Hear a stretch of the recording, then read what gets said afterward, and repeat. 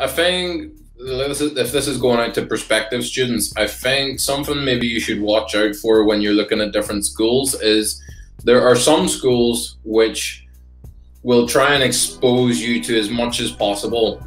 That's regarding as many different techniques, different ranges of how chiropractic philosophy is interpreted and how it's applied to practice, different practice styles, how to manage your office.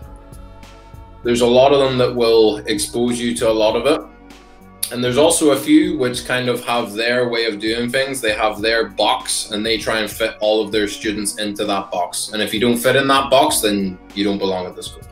I think a really good thing about Barcelona is they're very inclusive of lots of different approaches to chiropractic and the techniques. And their sort of ethos is, we're going to expose you to as much of this as possible, pick up what you like and what you don't like, and then we'll try and facilitate you growing along that way.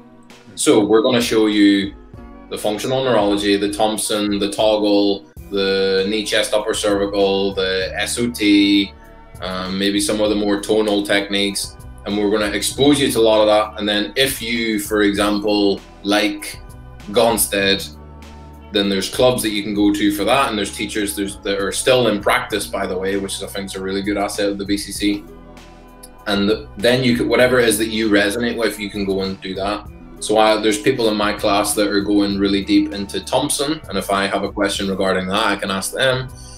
Other people are going more into like the functional neurology, which then spirals into like the nutrition and that sort of side of things. Then there's the gondroids that are really into the X-ray analysis and stuff like that. And I think that's a really good component of the BCC is we'll expose you to as much as you can. You can pick what sort of direction you want to go in, and then they will facilitate that. Whereas there's other colleges, I don't know much about the American system, but I know a lot of them in Europe, so I'll not mention names, but they tend to, this is how we believe chiropractic should be practiced.